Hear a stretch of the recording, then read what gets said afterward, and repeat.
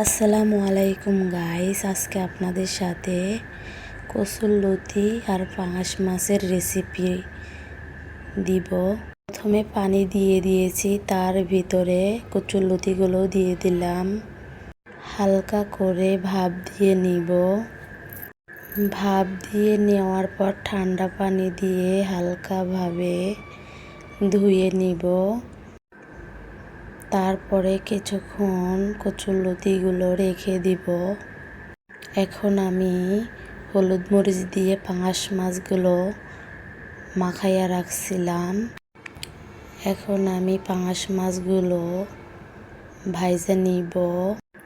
পাঙাশ মাছ হালকাভাবে ভাজতে হবে।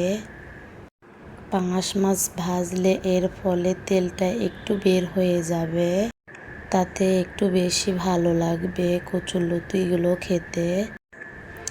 আমি এভাবে সবগুলো মাছ উল্টে নিয়েছি।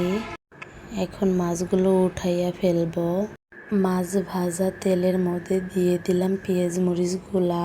এখন দিয়ে দিলাম আদা বাটা। ভালোভাবে নেড়ে নিতে হবে।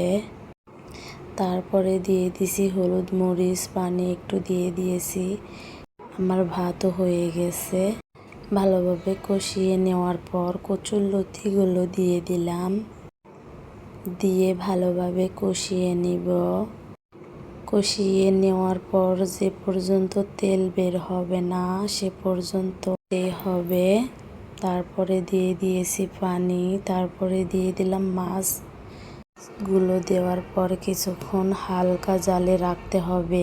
আমি এই পাশে কাপের মধ্যে ধনিয়া পাতা দিছি, যাতে আবার পাতা হয় খাওয়া যাবে। তারপরে ভাত আর পাঙাশ মাছের রেসিপি খেয়ে দেখলাম কেমন লাগে। আসলে অনেক মজা। আপনারাও চেষ্টা করবেন বাসায় এভাবে রান্না করার জন্য।